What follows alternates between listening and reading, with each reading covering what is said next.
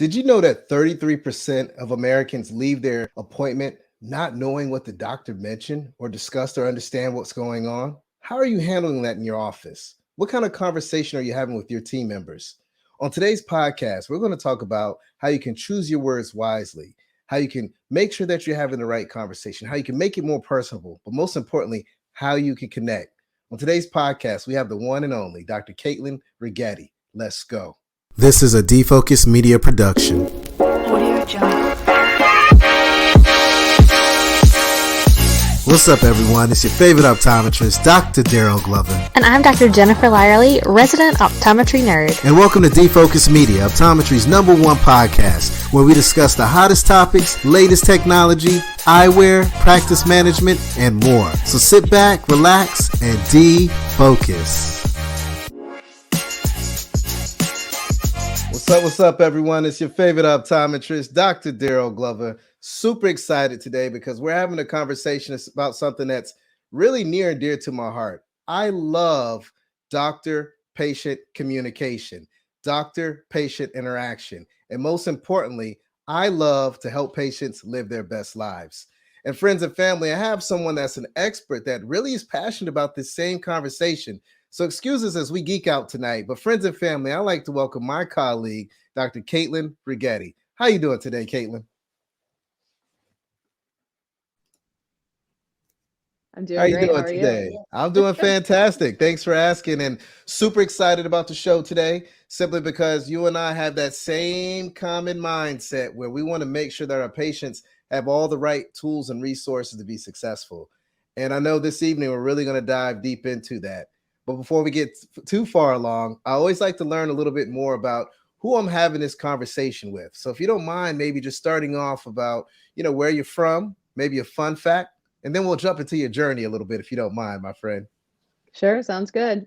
So I am from Northeast Ohio.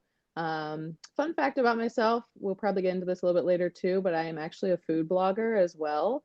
So in 2016, I started a food blog, just kind of as a creative outlet for myself, so that I could start learning more. I love to learn, and so I was looking for something as a new outlet for me. And so food blogging was really taught me a lot about digital marketing, digital design, SEO, and of course, cooking is always fun. So I prefer just to eat, none of the cooking, but I'll eat yeah. all the food.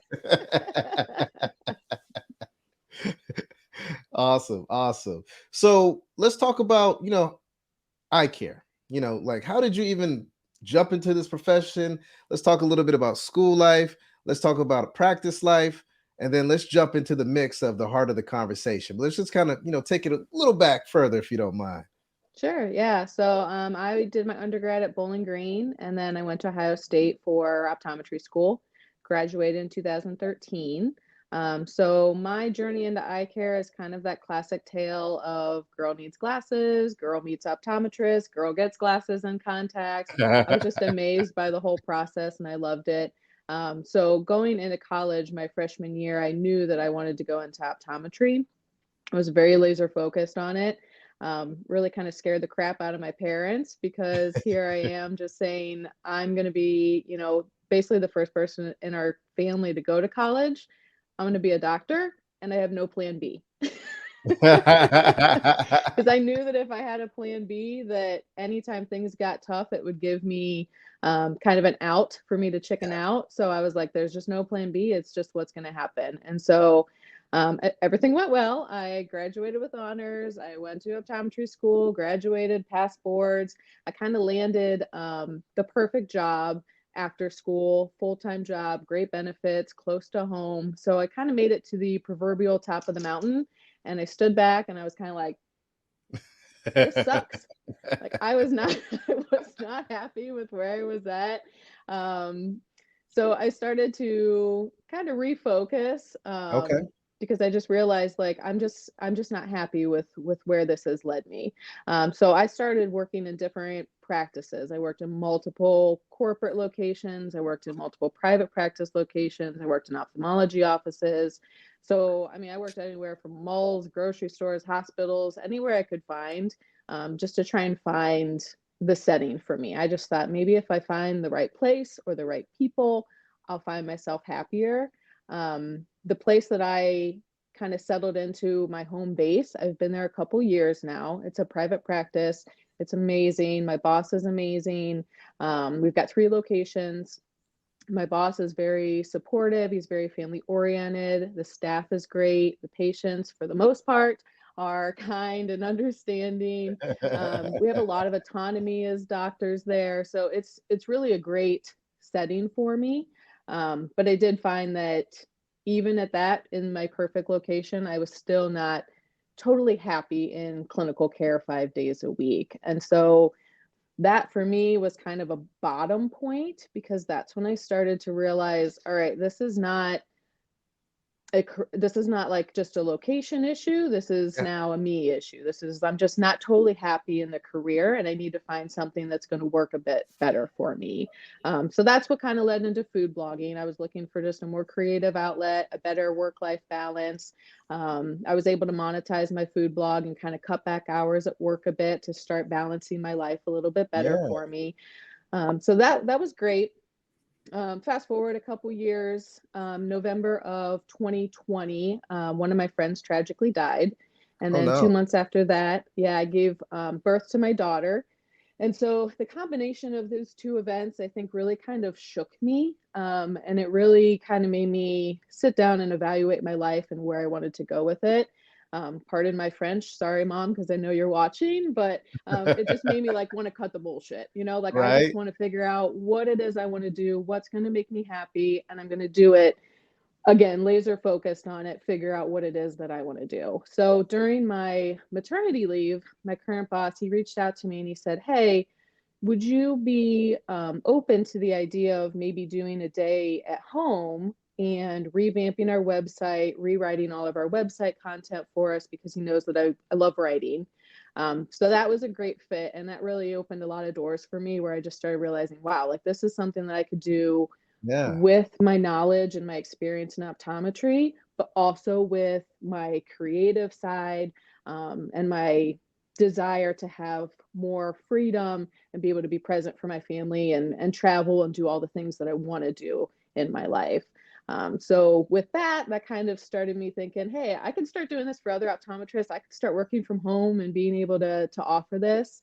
So I reached out to a couple OD Facebook groups, Okay. and I got in contact with Eric Mate at Acrinos. Oh yeah. And he's been amazing. I mean, he's been just like the best mentor for me. He's so authentic. He's so passionate about optometry. He's really introduced me to so many people in the industry that have a similar viewpoint of just coming from a more authentic standpoint, and just trying to follow their passions in a way that benefits people. So I also now work as clinical liaison for Acrinos. So within that role, a lot of times I support the doctors, especially the associate doctors, new doctors that are kind of coming in and also finding themselves on the top of the mountain and not sure where they want to be or what they want to do, and kind of helping them find a happier existence within optometry. Um, so all of that led to the development of Dr. Reghetti Designs. Started out as kind of a freelance Yeah. job where I was just open to doing anything. I was writing website content, I was doing social media designs, really anything that anybody could want for their practice, I was willing to help out with. From some recommendations from some of my clients and some of my mentors, I decided to start designing templates of repeat things, dry eye Yeah. brochures, diabetic retinopathy brochures, basically anything that an office could use to help educate their patients, different office forms like patient intake forms, something that's a little bit more interesting than just the standard black and white forms that we all give out. Love it. So now that's mostly what I do, is the template design, and custom designs as well, for if there's anything, anything that any doctor can dream up, I like to come up with it. Well, look, there's so much to unpack with this. And before we jump too much into it, I want to give a shout out to Eric. We did an amazing podcast last year, and it was just great content. Got a lot of great feedback. He's full of great energy. And for those that are listening, make sure you go check out that previous podcast, because it will help you figure out your purpose in life and where you want to go as well. But Caitlin, let's unpack this. Number one, I love that you really stress the power of the pivot, right?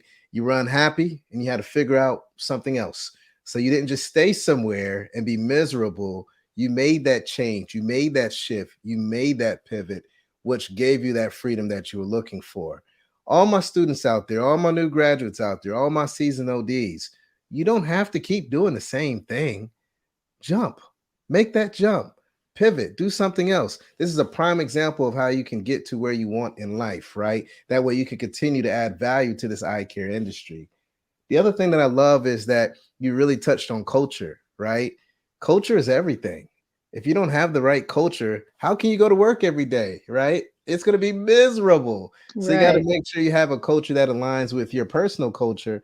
And I think that really revolves around understanding your values, your purpose, and things of that nature, and be a little easier to align with someone that has a similar culture. But the thing that I really love that you touched on, really, which is a combination of the two things I just mentioned, is just that work-life balance. To Mm-hmm. be able to hang out with your friends, well, excuse me, your family, your friends, and travel and work the days you want, but also do what you love, right? This is what optometry is all about. It provides work life balance for anyone out there. You just have to make that step and figure out what you want. Now, I want to get into the heart. I want to get into the guts. I want to get into the conversation that everyone's here and super excited to have. And I had the opportunity of not too long ago, a couple weeks back, reading an article that she wrote. It was called "The Crucial Role of Health Literacy in Optometric Practice Success," and it was in Independent Strong, right? And I was just blown away by some of the stats that you mentioned in that article. And I was blown away by the amazing advice that you gave, because although it was simple, it's stuff that people still don't do. And I Right. don't understand why. So today I'd really love to, just touch on, how being an advocate for health literacy can really change someone's practice. And I would really love just to touch on what made you truly passionate about this before we get too far in it, because I always like to know the why. Yeah. Yeah, I think that the constant of, regardless of what practice I worked in or what I was doing, the one thing that I consistently loved was educating the patients, Hmm. seeing where their brain would just kind of click, where they got it. Or, them saying, oh my gosh, nobody's ever explained that to me before. I've had this my whole life and no one has taught me that. Those types of things were really the main positive thing about optometry that I loved. And I think that in optometry school, there's not a lot of education on patient education. We're Right. taught how to talk to them in the chair. We're taught how to, simplify medical jargon and do teach back and things like that. But there's nothing beyond the chair. They don't teach us about how to connect with our patients and communicate with them once they leave our chair. So for me, that was just a huge thing, because like you said, I feel like it's something that's not overlooked, but maybe not prioritized in the way that it needs to be. And that's the key. I mean, at the end of the day, communication is king. And with that being said, you mentioned the chair, right? The exam lane, that time we spend with that patient while they're sitting in front of us. In this article, you really touched on choosing your words wisely. Would love for you to kind of expand on that, because I find that in order to really connect with patients, you got to understand that person that's sitting in front of you and speak the same language that they speak. So if you don't mind Right. constructing that a little bit more and giving some tips to the folks out there that are listening. Yeah, I mean, I think that a lot of doctors understand that we need to simplify terms as much as possible, but I think that sometimes we need a reminder that simple terms to us is still not a simple term to the general public. Mm, We in my clinic, we do a lot of myopia management, and so we can talk to patients about myopia control, but sometimes you got to realize that they don't know what myopia means. And so a lot of times we break it down to say nearsighted, all and right, then maybe we need to realize that people still don't know what nearsighted means. So a right. lot of times I try and take things all the way down to the foundation and work our way up. I've definitely learned through practice that you can't take patients' nods of understanding and, to mean that they're getting it. So I really like to start at a base and start with, here's what nearsighted is, here's what it means, here's why we want to control it. And the bigger thing for me too is also making sure that we educate patients about what's normal. I have a lot of patients where Okay. before I've shown them Optomap images and they've never seen them before, even though they've had them taken. So I think that it's important to educate patients about normal things, show them their normal Optomap findings so that down the road, if they have something abnormal that pops up, you're not having to start the conversation from the baseline of saying, here's a retina, here's a picture of it. They've already seen that year after year. They know what normal is, they know what we're looking for. And now it's easier to have that conversation about something that's abnormal because we've taken the time to educate them about what is standard. And when we look at this concept, I think we can look at it in a multi-layered approach, right? I mean, it's one thing to have that conversation with our patients, but I think also we have to have that same conversation with our team members, right? Hmm. I feel like we all should be on the same page when we're communicating in that office. What you say, your team members in the office should be aligned and be saying the same exact thing and understand it. And in order to make that happen, you have to choose your words wisely when you're having that conversation with your team members as well, because they're a Yeah. reflection of you. They're an extension of you, and you're not always going to be there to answer a question. Well, and a lot of times the team members too will be the people that kind of make me realize when I need to break things down a little bit more. So to have team members that feel comfortable enough with you to say, hey, what is this test? Why are we doing it? What does it mean? What are we looking for? And then if I explain it to them and they're like, okay, what does that mean? Yeah, Those types of conversations just really help you understand, okay, this is someone who works in the optometry field. They're here every day and they still yeah. may not know what this term means. So I really need to take a step back and how I explain it to patients. That's huge, Caitlin, because it's that bi-directional approach, right? As doctors, we always think we have all the answers. And sometimes we don't even have the answers, right? But if you have a team member that's coming in and they're telling you to say something in a different way or asking you how to explain something, it's up to us to figure it out to make sure they understand and again that the patient understands. So it's bi-directional. We teach our team members, but they also teach us things. And at the end of the day, it's going to make it so that the entire office is performing at a high level. Absolutely. Now, in this article, you also broke down that we should use our time wisely, right? Although we probably do spend more chair time than any other healthcare disciplinary out there, I would love for you to kind of touch on that a little bit more. How can we use our time wisely? Yeah, I mean, I think in optometry or really any medical practice, there's so much focus on our time constraints, schedule constraints, and yeah, chair time of how we're able to how much time we're able to communicate with that patient while they're there. So for me, yes, talking to them is important, of course, um, but only 30% of people are auditory learners. So Hmm, to understand that the majority of our patients, you can sit there and talk to them all day with as much time as you have, but they sure. still may not get it. And that really hits home with me because I am not an auditory learner at all. You can ask anyone I went to optometry school with. I type like 160 words per minute because Woo! I have to. Because I have to get down like yes. I You just have to smoking get over down there. every word.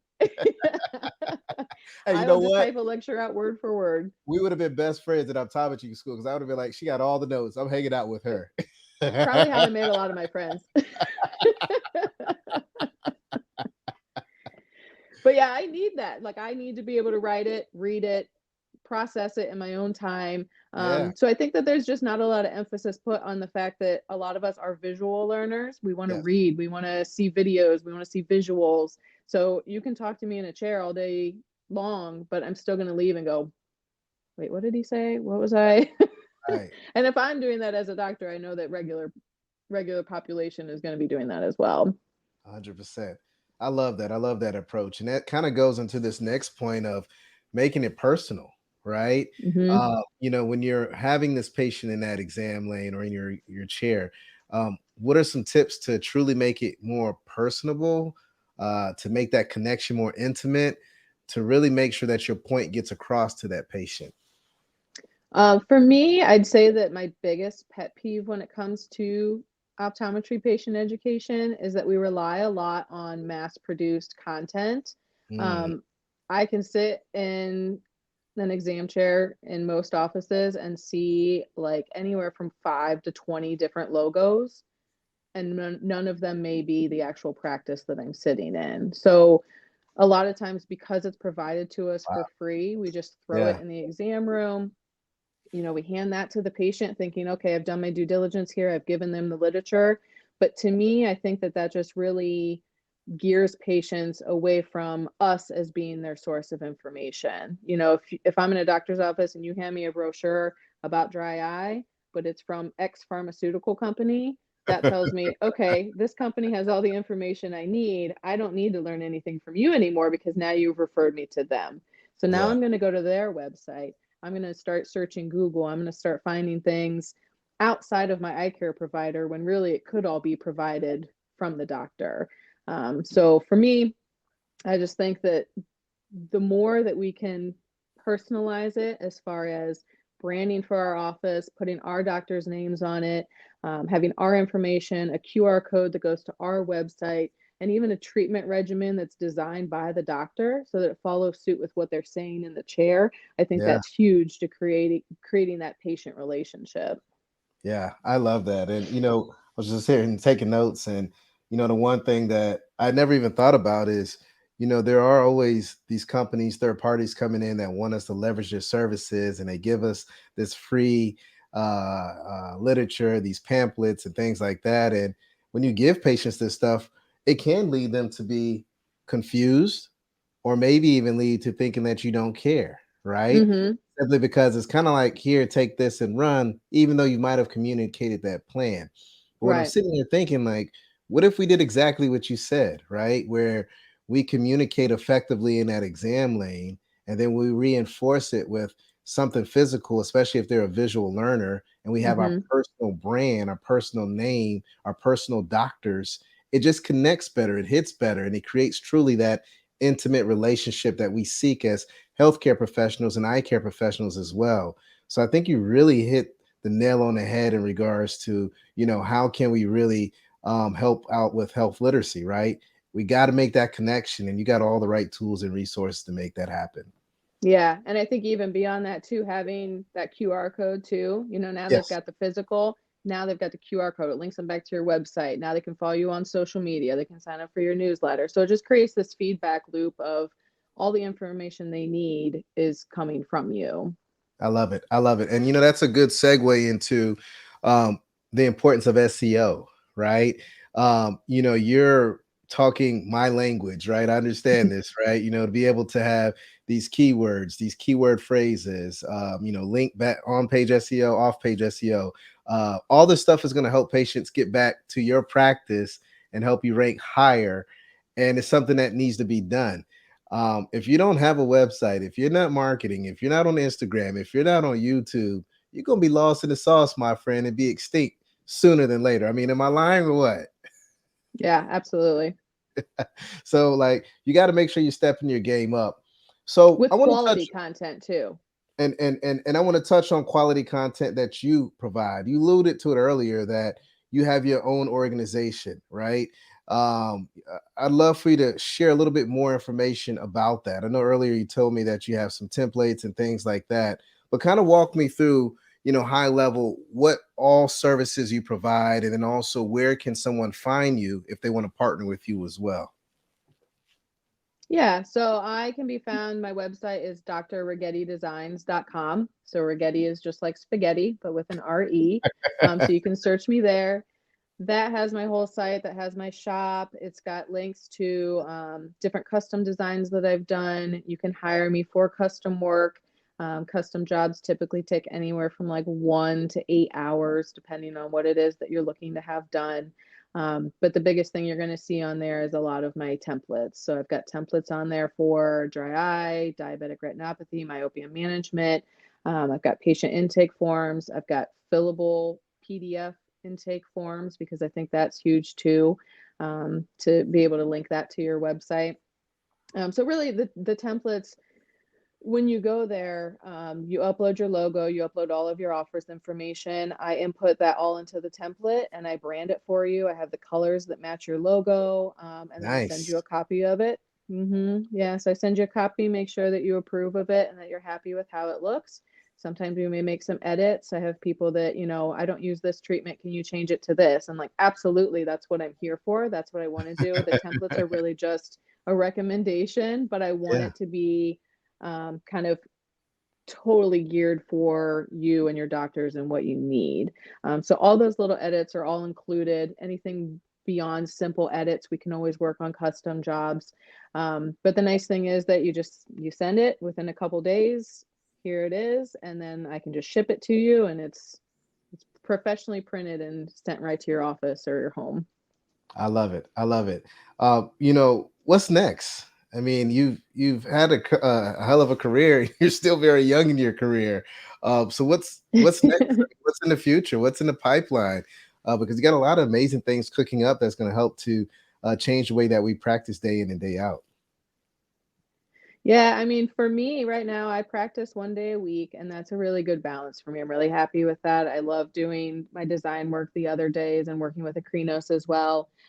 So for me, with my 1 day, I'm focusing a lot more on just becoming a dry eye specialist. I want to Okay. focus just on one particular topic and become very good at it. So, so I'm working within my practice just to become the dry eye specialist that we have there.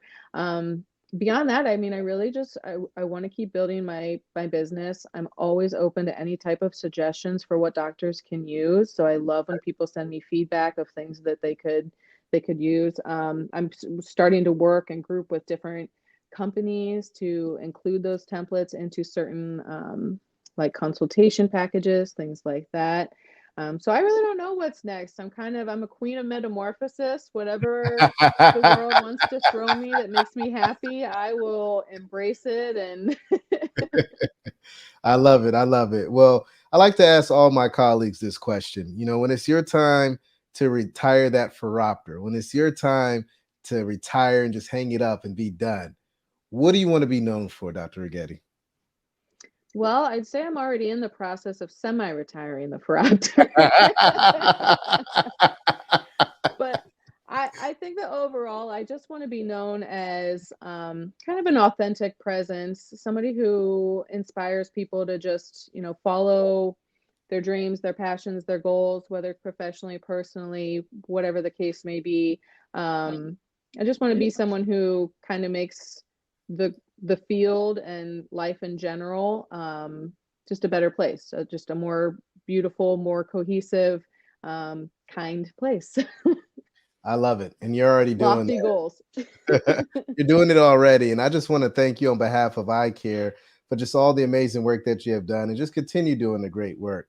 On today's show, you really highlighted that, don't feel like you have to be stuck in one place, right? You highlighted that there is the power of the pivot, right? You highlighted the importance of work-life balance. You highlighted the importance of finding the right culture. You highlighted finding what is right for you when it comes to your career. And I just want to say thank you. And for all those that are out there that are listening, please make sure you tap in, visit her website, make sure you partner with Dr. Reghetti. That way you can have the best communication when it comes to patients. And remember, 33%, 33%, they don't even remember what you guys talked about when they left the practice or the office. They don't even know what to do next. So it's key to make sure that you make it personal. It's key to make sure that you use that time wisely. And it's key just to make sure that you actually care, right? Friends and family, thank you so much for tuning in on today's podcast. If you haven't subscribed to Defocus Media, please make sure you do it. We're on all platforms. We're on Instagram, YouTube, Facebook, LinkedIn. Defocus Media is the name. So tap in and follow us. Thanks again so much for being on the show. This has been fantastic. You're getting a lot of love out here. Loving this conversation. Amazing podcast. Wonderful presentation, my friend. You are inspiring, Dr. Reghetti. Effective communication impacts patients' outcomes and business growth. Clearly, you're doing the damn thing. Smiley face. Oh my gosh. We can keep going on and on. You are loved out here. So, again, thank you so much. Thank Thanks you. to everyone tuning in. It's your favorite optometrist, Dr. Darryl Glover. Stay healthy, stay positive, and stay blessed. And until next time, peace. Hey, family, if you enjoyed this full podcast, don't miss out on more engaging content. Check out the next episode right here. And for the latest updates, hit that subscribe button and ring the notification bell. Your support means the world to us. Catch us in the next episode. Peace.